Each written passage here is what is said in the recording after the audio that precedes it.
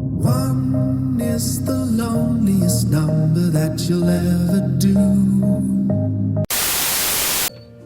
Hello everyone, welcome back to another episode of West of Loathing. When we left off, I was trying to find a way to get one of these circus show tickets, and finally got one. What's that? Boss to show? Yes. Yeah. What kind of show? Here's my ticket. Cool.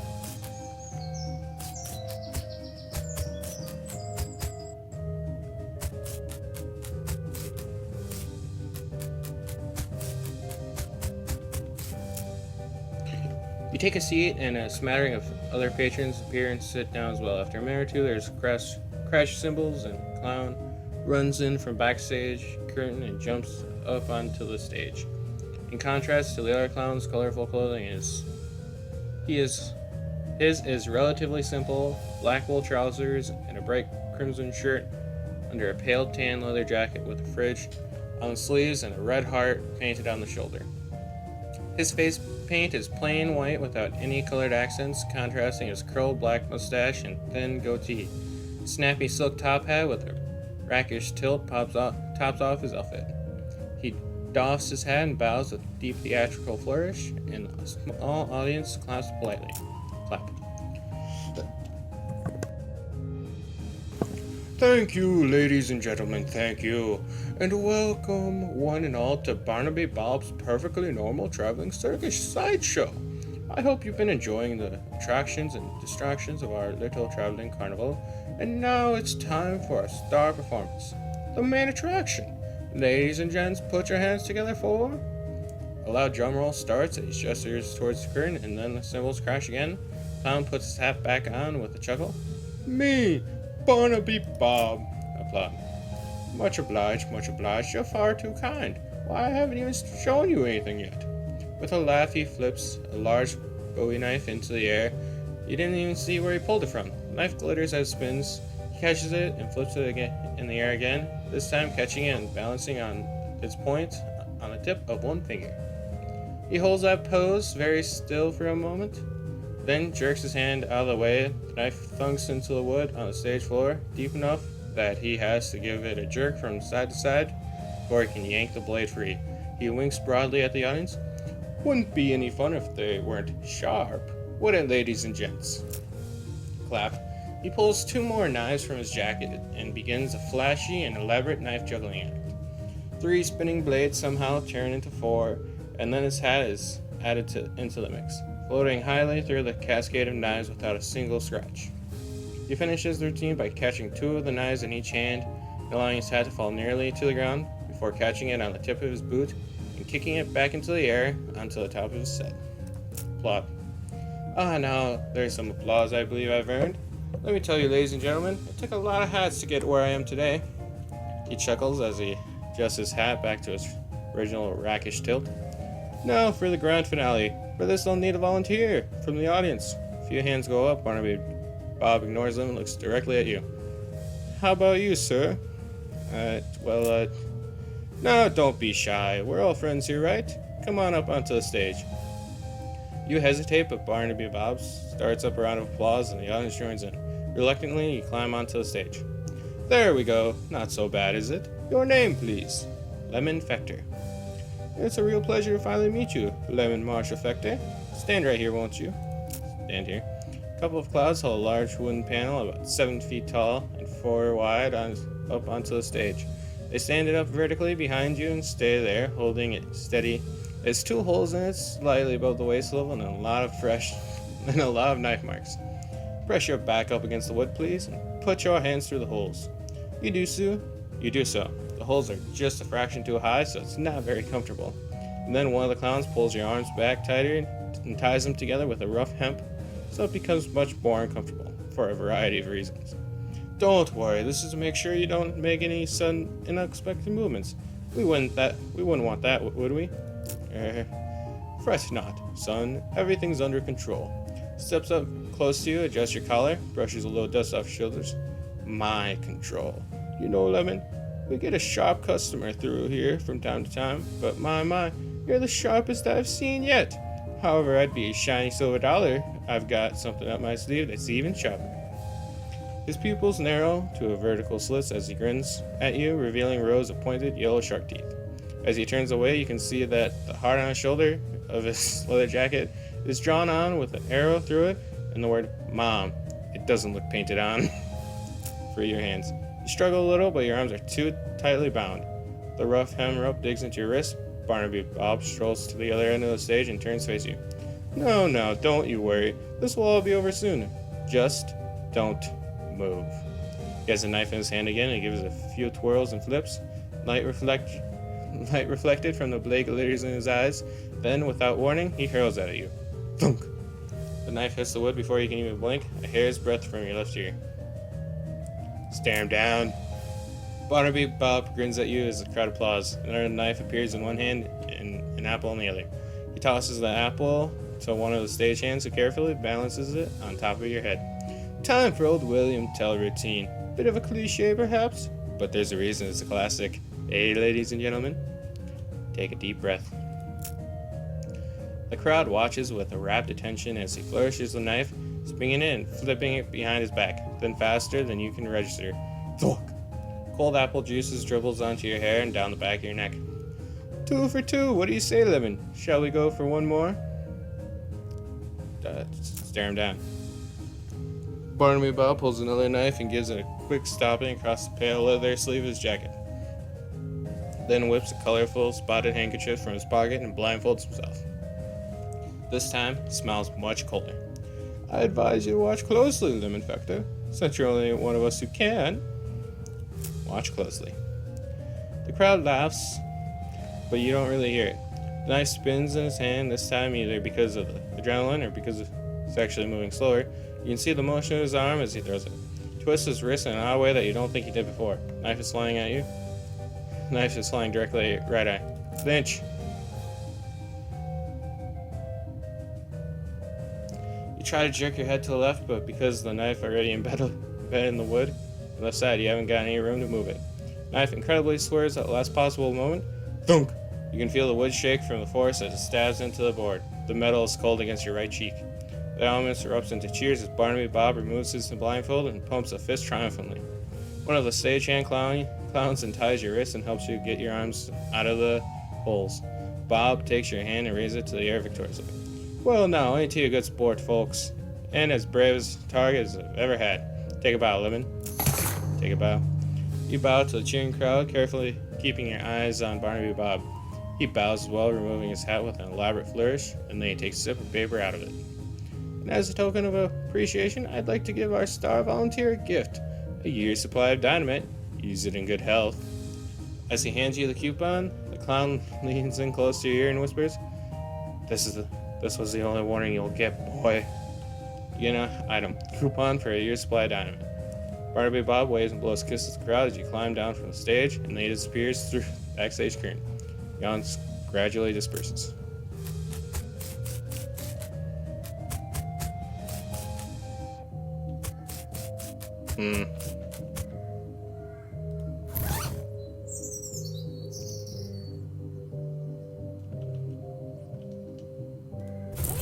I won't read you. Peek in the window. Expecting a large map, but you can't make it.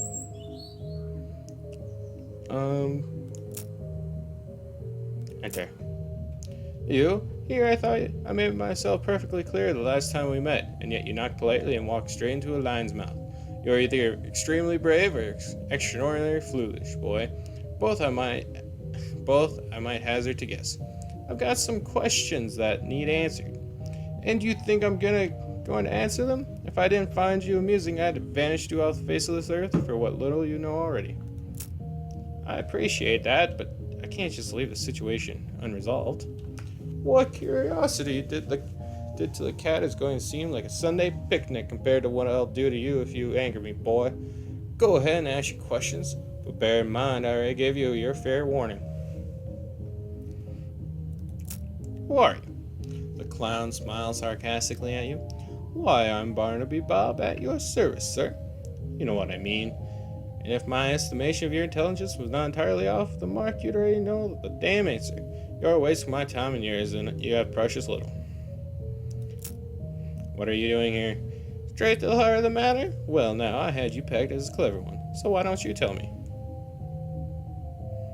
You're here because of the cows. Perhaps you've got a brain rattling around there in that skull of yours? After all, boy, that's correct. The cows came home, as you say, and we followed them. Why? Why, don't disappoint me now that you've impressed me, kid. Think about it. Your age-old enemy that you've been fighting since that time out of mine, hell, ups and leaves, no farewell, no postcard. Once you want to know what the hell is going on? You don't know? Dear, oh dear, I've gone and said something I probably shouldn't have. Buddy, you are treading on some dangerously thin ice right now. I hope you're thanking your lucky stars I consider you to be essentially insignificant. I can hear those gears sticking in that 3-pound dog's dinner you call a brain, son. Now it's my turn to ask a question. How are you gonna convince me that I shouldn't just make you disappear like a fire in a tornado? Well, make it good, lemon factor. Make it good, because you get one chance at this. It would be a waste of your time.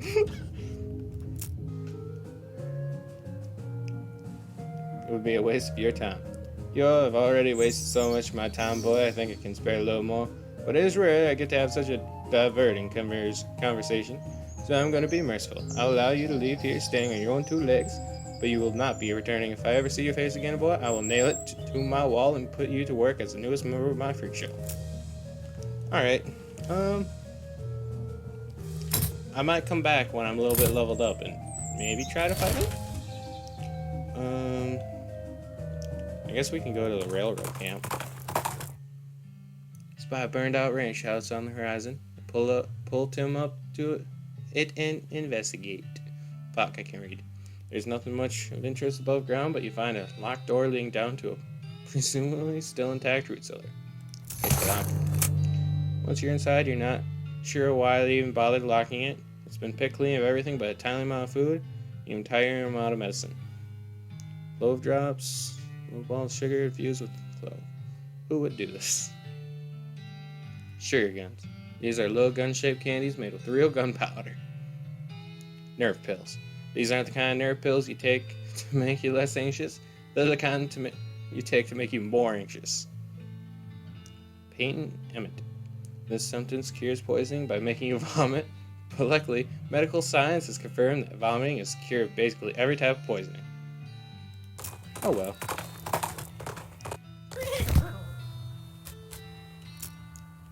Now that's one locomotive that ain't going anywhere anytime soon. I wonder if we can help somehow. There's a fancy looking fella in the white hat at the back there. He's probably the one in charge. Cool. Let me talk to him. Why are we still stopped?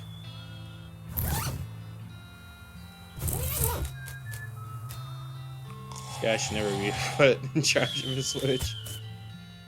Too busy playing with watch to get any work done. She's not getting much track labor, but she's an expert whistler. Say, that's a nice watch. Where'd you get it?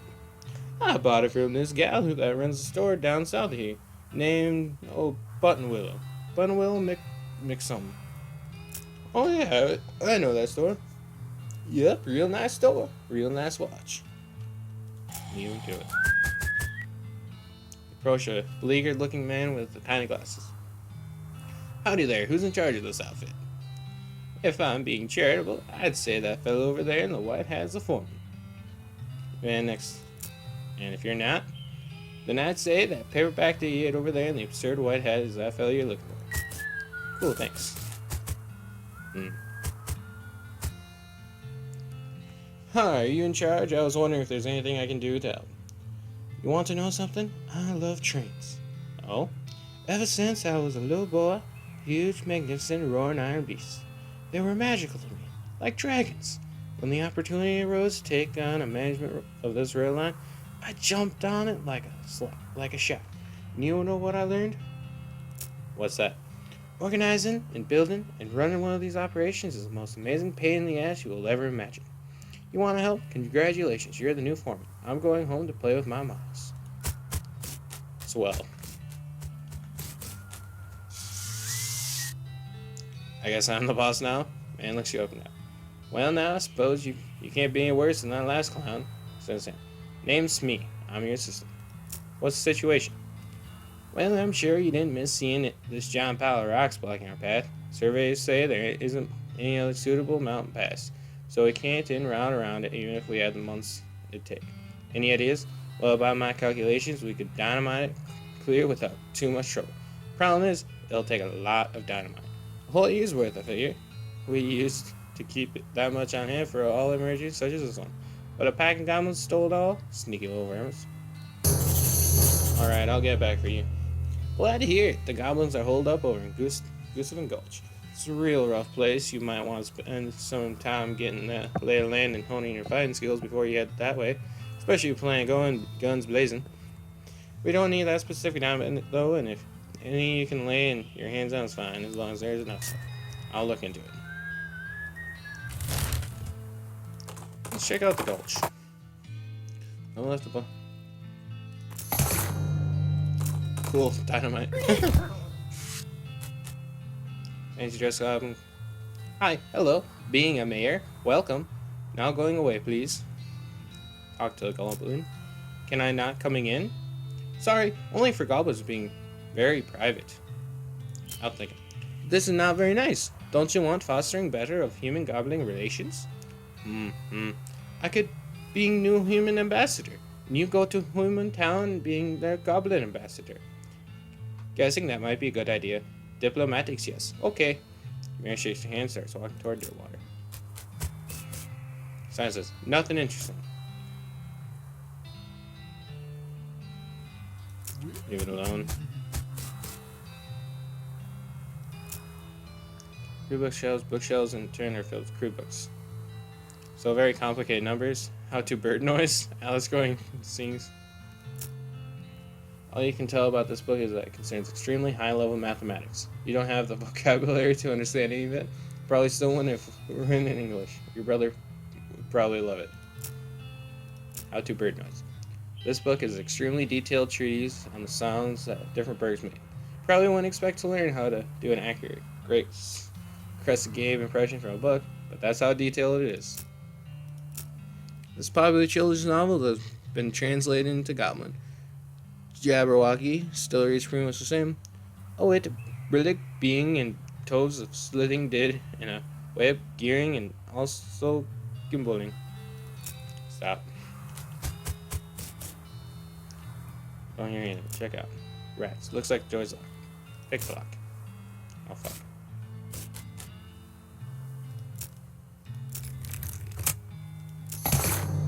Goblin sandwich. Nice. Shacks filled. Thousands of tiny cabinets each labeled with number and goblin.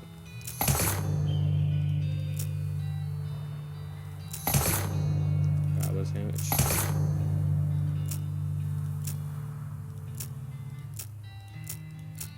Ah, damn it. Alright. Oh crap. Wrong one. Goblin trousers.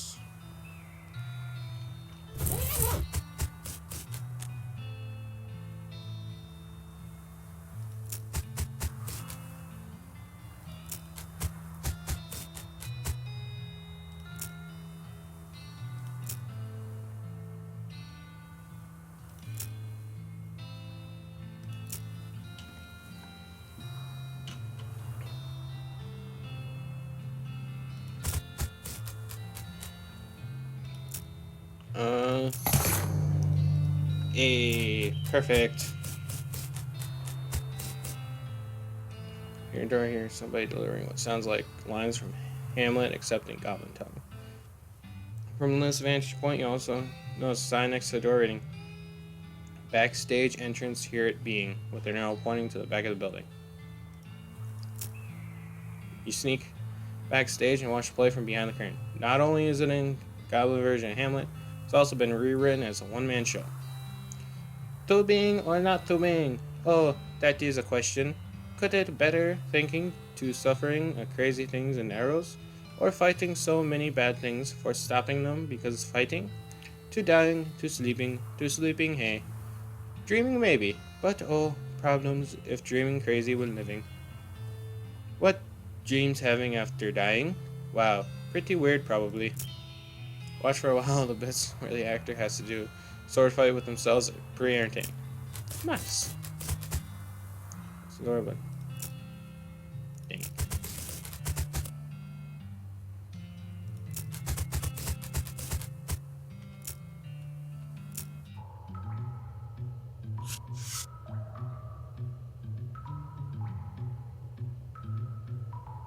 Scouts paying more attention to their book goblet than to you, but you're pretty sure you aren't gonna just be waltzing by.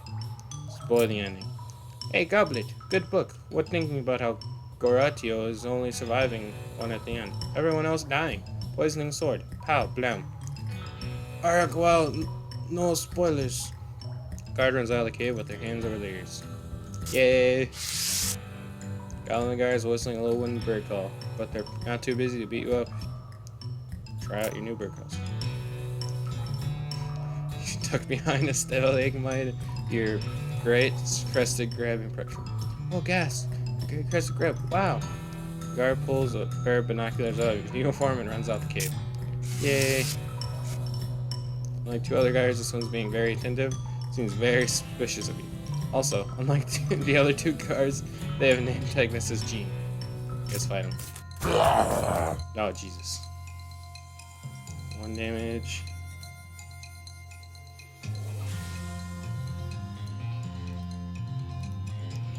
So I guess I'll do Being Golem. Then 23 cold or 23 hot.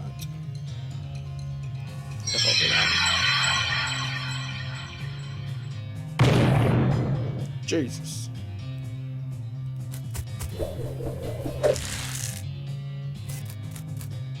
Stand. Damn it. Shoot. Shoot. Bet. Bet.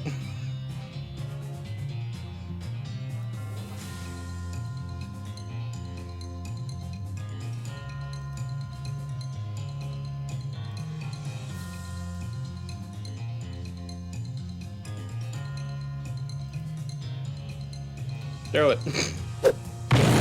Jesus. Easy. You won so much for those guards. Hooray!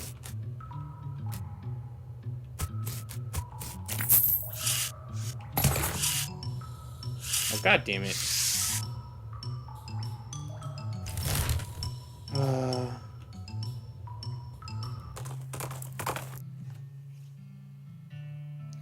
Off the trail shoulder, you see some ancient petroglyphs carved into it. They seem to translate to, "My first is the first of a burning coal." Intriguing.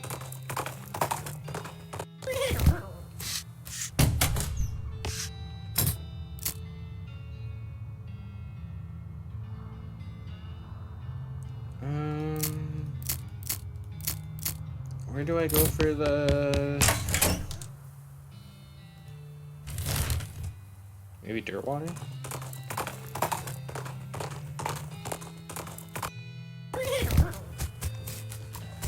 Balloon. Mercantile.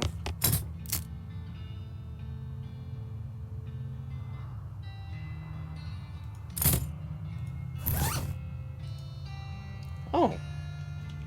Already got that. Never mind.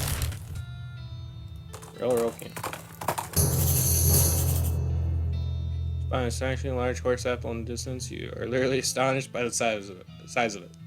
It is very large. Discover new map location, the Big Apple. Let's go there now. How the fuck did I find that way up? Alright. As you reach the center of the clearing, you are simultaneously struck with a profound awe and terrible stench as you discover the largest road apple you've ever seen. Can't even imagine how this got here. Was it a giant horse? Was it 200 normal-sized horses acting collaboratively? They should have sent a poet. Yeah, they should have. Clean it up. Keep digging.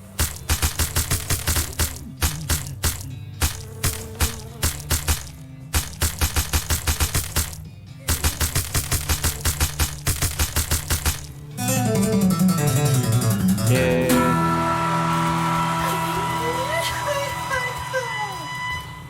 Sweet. So that's it. Bet. Back to the road. Yeah. Find a band, create, mine stuff. Open. Running salt and sulfur knowledge. Great. I think that's gonna end it for this episode. Next time we're gonna blow up. Thanks, horse. We're gonna blow up the stuff in the way, all the rocks. Thank you guys for watching. Hope you enjoyed, and I'll see you in the next episode. Bye bye.